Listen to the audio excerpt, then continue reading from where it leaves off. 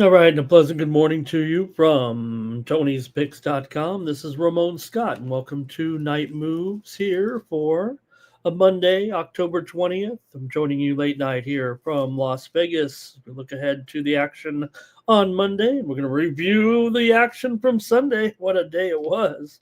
What a wild day it was. Or was it just another average Sunday in the NFL? Thank you for joining me here on the show, and we'll preview the action for Monday. And of course, we don't forget not just two Monday Night Football games, but we've got the big uh, playoff game 7 between Toronto and Seattle in Toronto after we saw game 6 go to Toronto in convincing fashion. Man, they were big time in the big game in game 6. Seattle's defense didn't help them out too much, but they had the power and they had the uh, game there on Sunday to get it done and advance to game number 7 anyway, with that winner take all game 7 tonight at 8 p.m. Eastern, 5 Pacific. Barger time. He went 2 for 3 with a home run and 3 RBI. That's Addison Barger for you keeping score at home.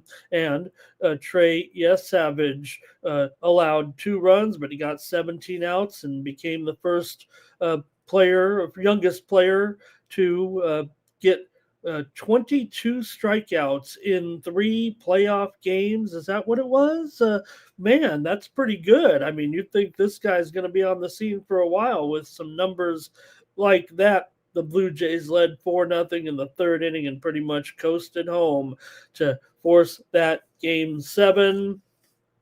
And it's going to be a good one here tomorrow. We've seen that line come out, of course, about $1.20. Maybe it's even gone down a little bit here for Toronto going into the big game. $1.13 at some sharp books here in Vegas, offshore, hanging out about $1.31, and the big books here in the U.S. about $1.27. All in favor of Toronto to take it here in game number 7 in advance to the World Series. Will it be an international World Series or will it be an all West Coast World Series? What's good for baseball? What's good for you? I think is more important. What's good for us in the World Series coming up starting on Friday. As well. Don't forget, that's the other key there as World Series gets underway on Friday.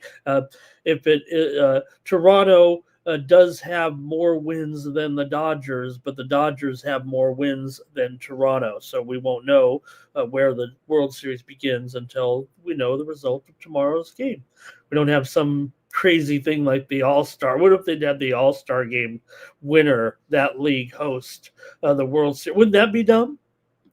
Let's say hello to a few folks in the chat, and I want to hear from you here on Night Moves. It's Kenny Mo, ready to go here with me, joining me in the chat here on Night Moves. Man, NFL on Sunday, wasn't it fun? You got to talk about the Broncos game first, don't you? I mean, that is just wild what happened as the Broncos scored all 33 of their points in the fourth quarter. First team ever to be trailing was 19-0 in the game. It was 26-8 with 6 minutes left. And Denver in the first 3 quarters had 112 yards and no points. I thought Denver was going to crush these guys. But give Dart credit, give the Giants some credit. They still lost the game. But Denver had 295 yards in the fourth quarter and scored 33 points, kicked a 39-yard field goal for the win right after the Giants and went down the field and drove 65 yards and scored the touchdown to take a 32-30 lead with 37 seconds left. These guys couldn't get anything going for the first 3 quarters, especially the Broncos. The Giants did miss 2 extra points in the game. Dart, 283 yards, 3 touchdowns against the best defense in the league. Let's give them some credit. I know I was kind of saying let's see a little more, but that was pretty good. Denver, though, did shoot themselves in the foot with a dozen penalties in the game. Packers over the Cards. I had the win here on the show with the Cardinals last night, taking those points. The Cardinals led 20-13 after 3 quarters, but the Packers had 2 big drives in the fourth quarter, 67 and 48 yards. Packers, not a great road favorite, but they got it done. They put the points up. They put that 27 points up as needed there yesterday. The Cardinals, they've lost 5 games by a total of 13 points. So they're still a good cover, it feels like, under Gannon. 19-10 ATS as a dog. We were on them, and wasn't easy, but the Cards got the money there. Trey McBride did have a pretty big game. We talked him up, 10 catches for 74 yards and 2 touchdowns. But man, next week is National Tight Ends Day. They said on the broadcast tonight it was National Running Backs Day. And you know what? Where were the tight ends today in the National Football League? McBride was one of the few that did anything, really. The big game, Eagles over the Vikings, 28-22 behind Devonta Smith. 9 receptions, 183 yards, and a touchdown. Minnesota couldn't find the end zone. That's always Wentz's problem, is it? He's great between the 20s and can't get it in the end zone. 6 red zone trips, 1 touchdown, 5 field goals for Minnesota in that game. So, you stall and you're going to lose, and the Eagles got me there yesterday in that one. All right, that early game, we were with you on the Rams there on the show yesterday. I took the Rams there to lay out the Jaguars in that game. Stafford, 5 touchdown passes, 3 of them to Devontae. Rams continued to pummel AFC teams for some reason, and they got it done in the London game there yesterday without Nakua, and they were able to get a win. Rams do look pretty elite, I would think, 35-7 in that one. Panthers over the Jets in the ugly game there with the Panthers winning. They are over 500 at 4-3 for the first time since before the pandemic. Bryce Young did turn his ankle, but I think he'll be okay. He looked like he was okay there. Jets continue to lose close games. That's what they do, I guess. As Tyrod Taylor ended up coming in the game there for the Jets. It really was hit rock bottom there. 0-7, losing at home to a team like Carolina that was 0-3 on the road. It's getting bad. Hesitate to talk about my Chargers. They did not look good. The Colts did look good. Let's give the Colts a lot of credit, actually. They led 23-3 at halftime, beating the Chargers 38-24 to go to 6-1 atop the AFC. Colts have been strong here for sure. I criticized their schedule, but they rolled my Chargers. Herbert did throw 2 interceptions early that set him back down 21-0, and the Colts couldn't run the ball without their rookie star. Kamani Badal's just not going to cut it. The Chargers are going to hurt without Hampton in there for a while. They did get some defensive players back, but they were put back by those early interceptions. Chiefs blanked the home team here 31-0 as the Raiders lost on the road and were overmatched by the red-hot Chiefs. Raiders can't run the ball, and that worked just perfectly for the Chiefs. We did have the under there in that 31-0 victory as Kansas City continues to roll here right now, and they're forcing turnovers too. They've won and covered 4 of their last 5.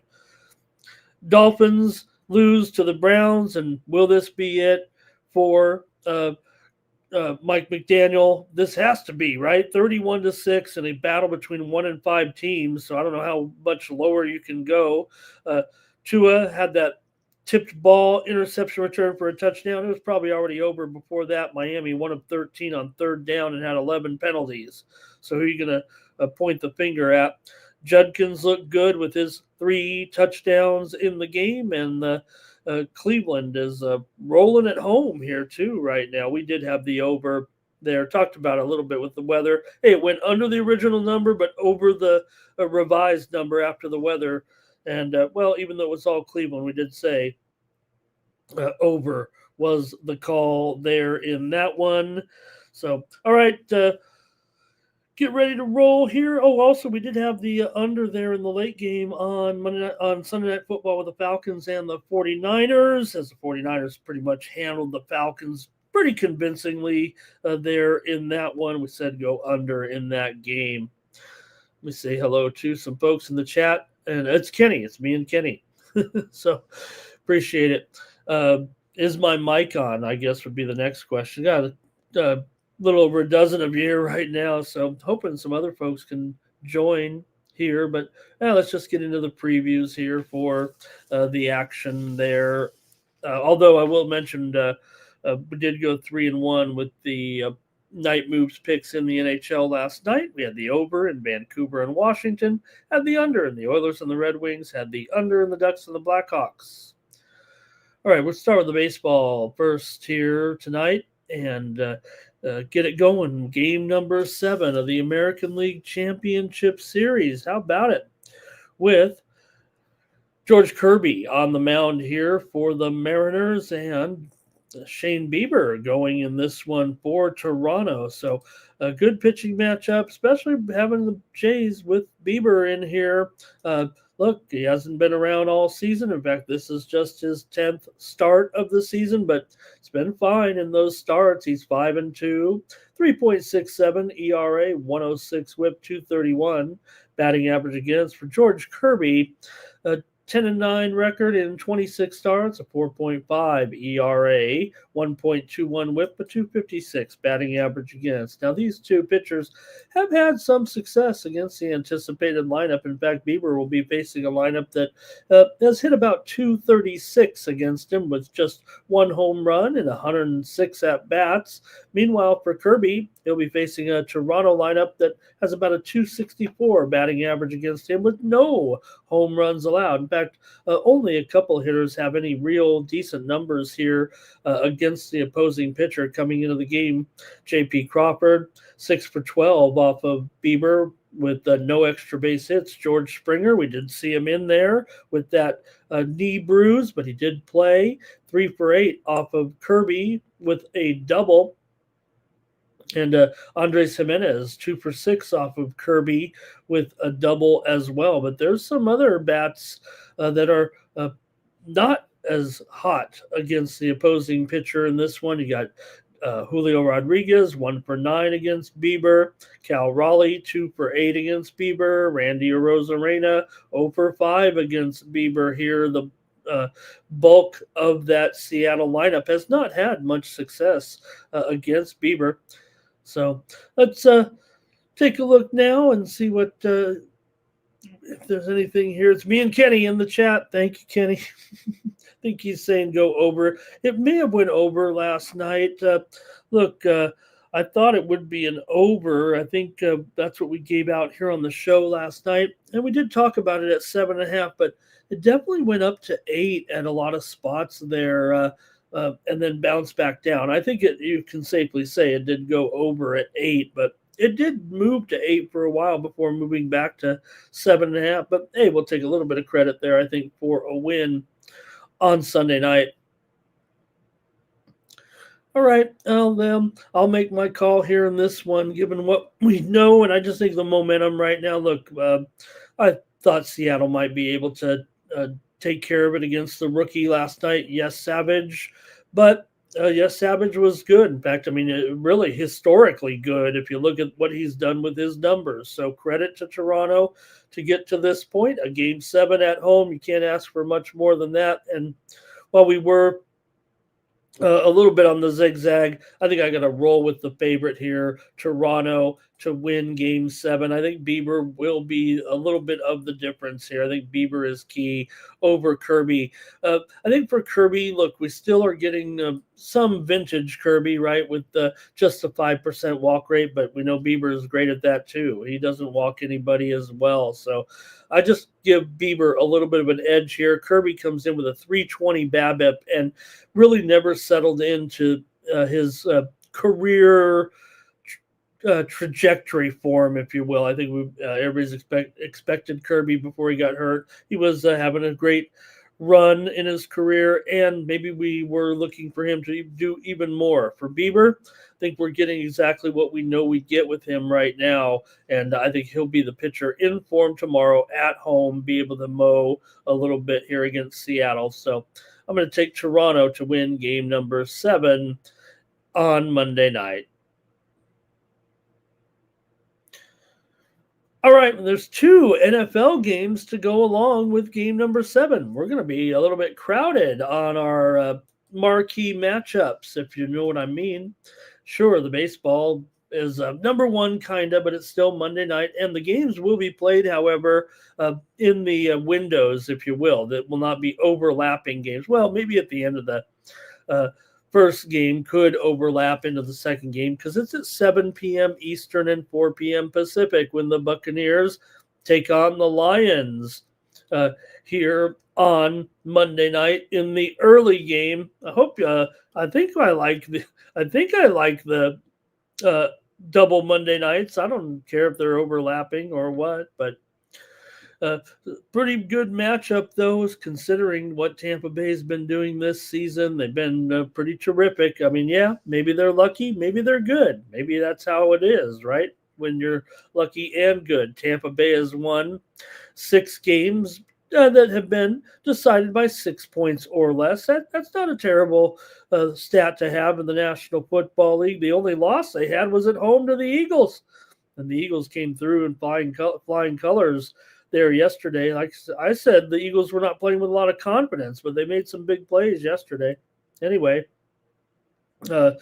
last 4 games, Tampa's averaging 30 points per game coming in. So Tampa Bay also 13-2 against the spread in their last 15 games as a road underdog. We know this is kind of a little bit of a grudge match, it feels like, between these two. The Bucks, like I said, winning close games. They've held 5 of their 6 opponents to under 100 yards rushing total. The Bucks are 5-8 against the spread last 13 when coming in off of a win, but still prefer, like I said, as an underdog, man. That's pretty juicy. Detroit's won 4 of their last 5 games coming in, and man, they've been putting up some big numbers in those wins, averaging over 40 points per game in the wins. Lions are 16-8 against the spread. Their last 24 is a home favorite. We know Campbell is a strong against the number, and Detroit also 11-0 against the spread in their last 11 games coming in off of a loss. Teams have split the last 8 meetings between the two, and the road teams actually won 5 of the last 6 in this series. 4 of the last 6 have gone under. All 6 Detroit games have been pretty much decided by about a touchdown or less. No blowouts or anything, but the last 5 games, the Lions are +7 in the turnover category. Tampa's gone over in 4 straight. Still a pretty high number.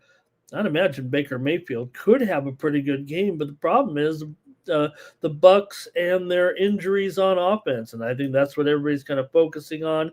And I think that's why this spread is, what it is. In fact, I think it's more like -6 right now.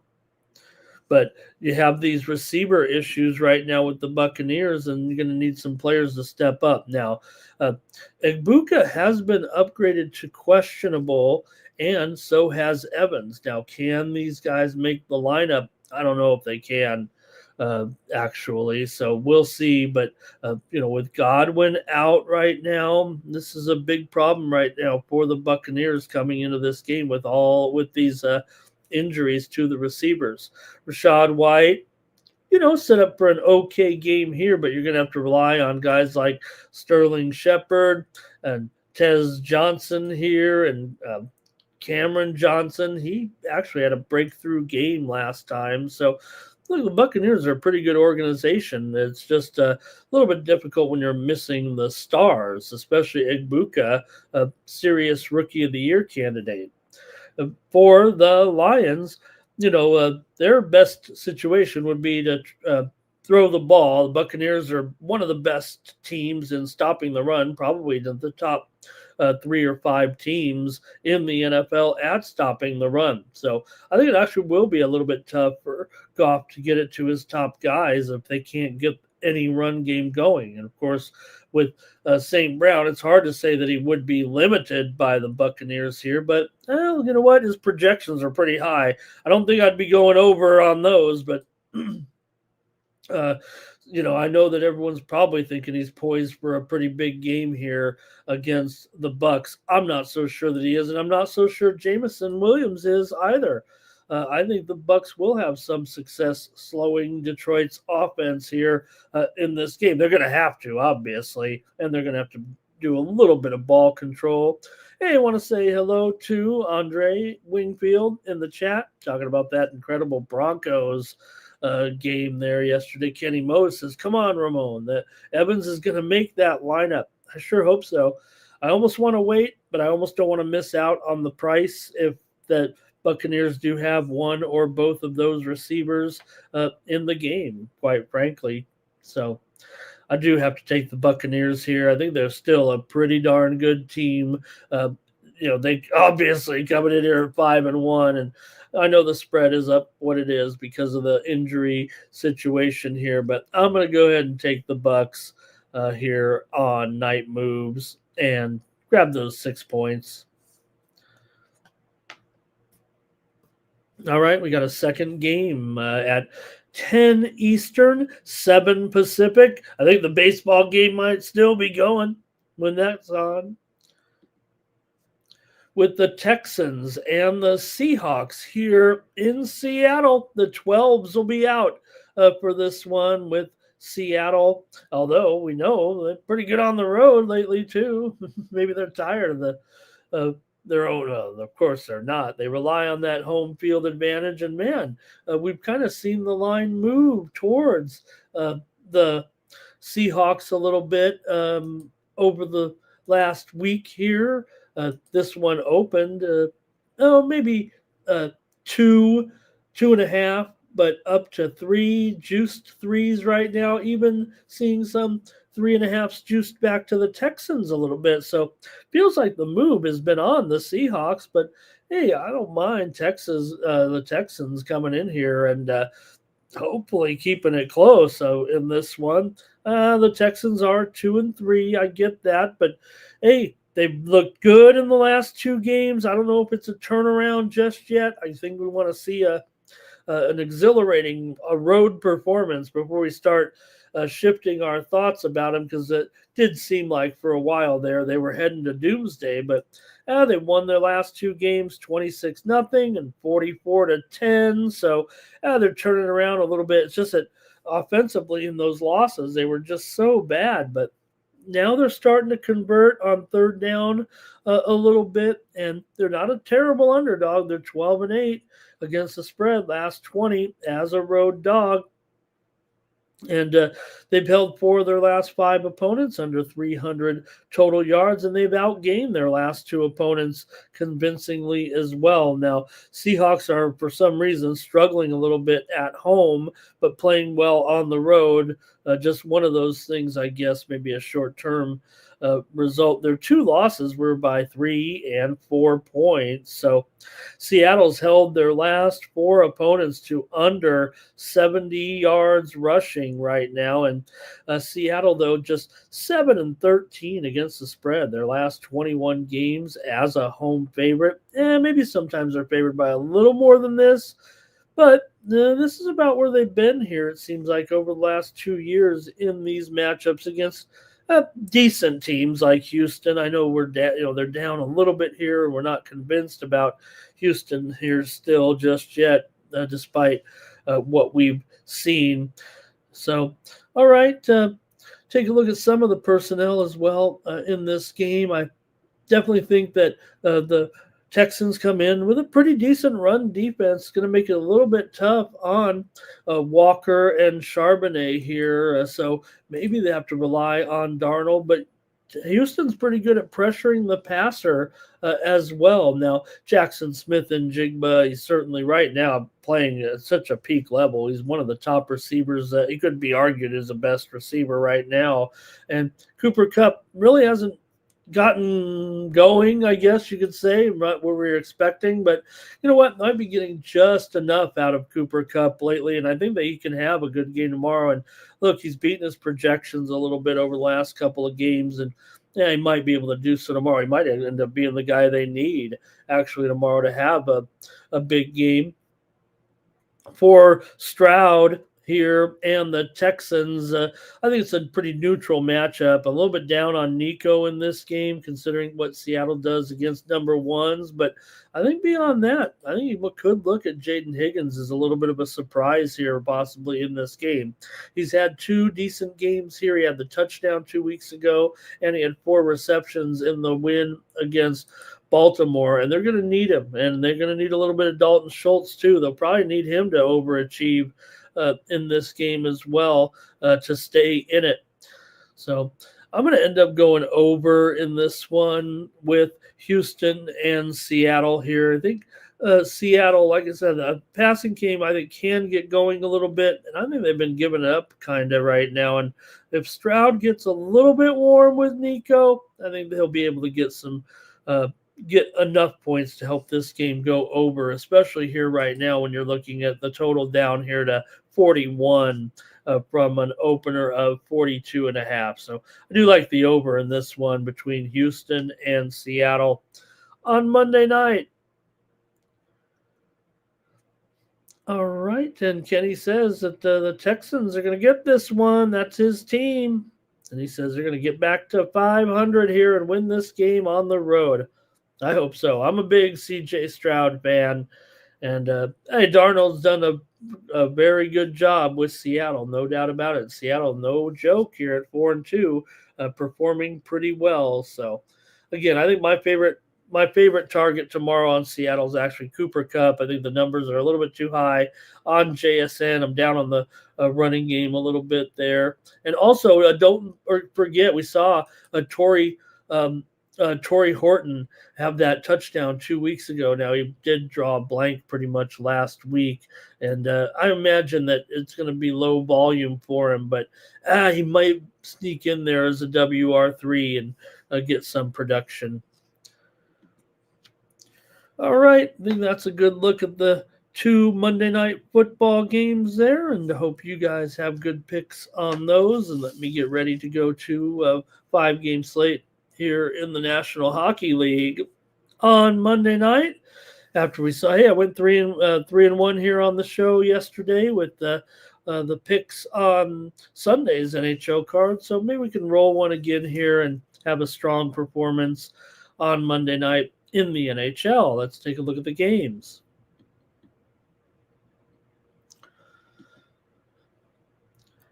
First up, we got the Wild taking on the Rangers here, and you got the Rangers about $1.35 or so, 5.5 under 35. I'm showing Igor in there, Shesterkin in the lineup here for the Rangers. I don't think any of these goalies were confirmed at the time of the recording, but see if we can't piece it together a little bit for the action here as the Rangers return home, looking to build off of a much needed win.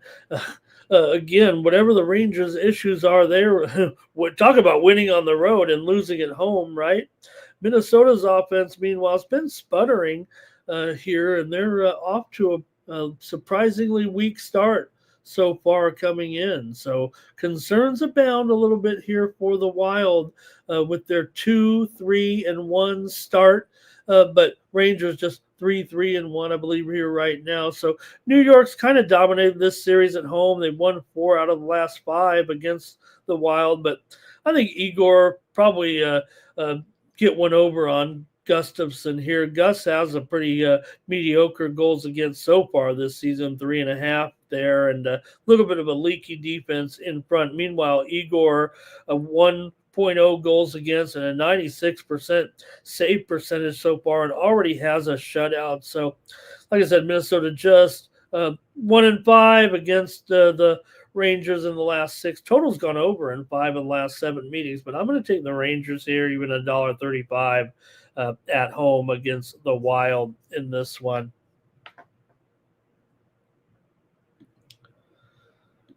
And next up, the Kraken are on the road here, taking on the Flyers. And hats off to the Kraken and what they've been up to so far. Looking pretty good this season.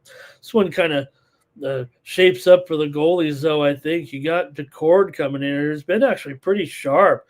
The 2.38 goals against and a 91% save percentage so far for the Kraken. For the Flyers, Looks like Vladar in there, and he's had good numbers as well. 2-1 record, a 1.65 goals against, and a 93.5% save percentage so far. Philadelphia's tightened it up at home. They've had a couple of unders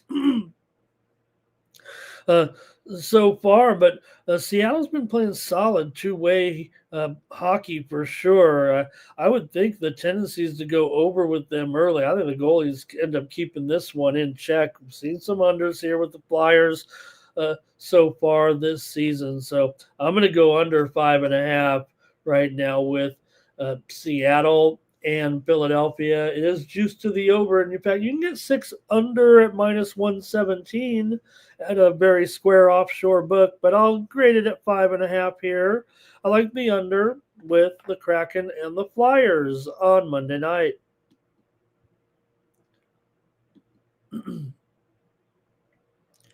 The Sabres are taking on the Canadians here in Montreal on Monday night, and looks like I've got Alex Lyon in goal there for Buffalo against Sam Montembeault for the Canadians.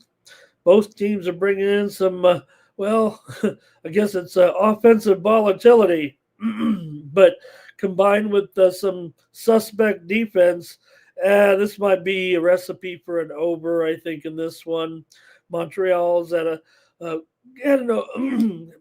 some overs here at home so far. Buffalo, 4 of the last 5 against Buffalo have gone over for Montreal, and the Sabres have struggled to keep the pucks out of the net here a little bit with their 2-3 record coming in. And I don't know if the goaltending does inspire much confidence here. You got Lyon, who's been solid so far. I definitely got to give him a little bit of credit for these numbers of the 2.43 goals against and 1 shutout, but a 2-3 record. But meanwhile, for Montembeault, he's got a 3.25 goals against and just an 85% save percentage so far. So if their top lines heat up, even for Buffalo, it could turn into a little bit of a high score, I think, actually. I'm going to end up going over in this one. 4 of the last 5 meetings between these two in Montreal have gone over. And I'm going to take this one to go over with Buffalo and Montreal here on Monday night. Couple more here in the NHL. With the Jets and the Flyers out west here. With the Jets, a pretty big road favorite here. Ooh, $1.55. Oh, all right. Well, you know what? I'm showing some cheaper numbers there. I'm showing $1.41 or so in this one right now. I might be chalky here, but on a 5-game card, I'm definitely going to go with what I think is the right move in this game, and I think it actually might be the Jets. Maybe I wouldn't go higher than $1.55, $1.60 here. You definitely have 2 teams going in opposite directions right now, with the Jets winning 4 straight. Meanwhile, Calgary, what can you say? They've pretty much lost 5 in a row here right now, and they fell into the bottom of the Pacific, already down over 3 units. So for Hellebuck here, 2.51 goals against and 91.5% save percentage, should have the edge over Wolf, who is off to a bit of a rough start. We thought he'd be a strong point for this team, but right now 4.3 goals against and 85.5% save percentage. So look, Jets on the road, they don't look too bad, and I think they're scoring a few goals here on the road. So I think they're just in better form right now. And this one's, a pretty big line here. Don't want to go much higher than this, but like I said, 5-game card. I'm going to have to take a favorite here with the Jets in this one. I'll take Winnipeg to win at about $1.50 or so. And one more, if I may, on Monday night with the Hurricanes taking on the home team here, Golden Knights in Vegas. And got Golden Knights here about $1.20 over the Hurricanes. Good matchup to wrap it up here, right? It's a heavyweight matchup, it feels like, between 2 teams that are riding atop their respective divisions. Carolina's unbeaten run will face its toughest test at Vegas, where the Knights have been dominant so far, 2-0-1 at home, 4-0-2 overall coming in. So this will be a good one. Vegas has gone pretty hot here to start the season for sure. They've scored some goals. That's a fact. Got a new kind of a new revamped lineup going on, and it's all working out here for Vegas. But man, you're going up against the Hurricanes, and Vegas could be without Mark Stone. And you know what? It's always been like when Stone's been out of the lineup, that usually means the Knights are hard pressed to win the games. But he's questionable. We'll see. They have some other injuries for sure as well. Hannafin's questionable. Howden is questionable as well. So Ghosty's questionable for the Canes right now. So maybe a little bit of an equalizer there in that one. But I think, look, Anderson's been steady, no doubt about it. You got a great goalie in there like Frederick Anderson, 2.27 goals against. He's 3-0, 90% save percentage. Aiden Hill, 286 goals against, 1-0-2. So still pretty good here. I think Vegas has the depth and the special teams to tilt the balance here in this big one. And I don't doubt they'll have another good one here later in the season. But this time I'm going to take the Golden Knights at home to win over Carolina in one of the best matchups of the season to date. All right. Hey, Jay Kim in there. Hi, Jay. Says he hopes that Dobbs is in there for the Canadians tomorrow. Nice to see you, Jay. Appreciate it. Yeah, maybe we'll see. Like I said, I just going with what I've seen. I used 3 reference points for the goalies that get when they get projected, and I kind of, if one site lists the goalie twice, that's who I kind of go with. I mean, obviously if they have all 3, I know who we're going with. So Trans Canada, thank you for always stopping by and being there for me in the chat. And hey, there are some games tomorrow on the Monday night football slate, meaning overseas action across the pond. In soccer tomorrow, we've got an EPL game with Brentford and West Ham. Serie A's in action. La Liga's in action as well for your Monday night fixtures, and we'll have picks from the crew, hopefully, over at Tony'sPicks.com. You can go to Tony'sPicks.com, and that's where we have our premium picks. Absolutely, our best picks every day are over at Tony's Picks. You can check out the handicapper leaderboards and see who's hot, and then get signed up.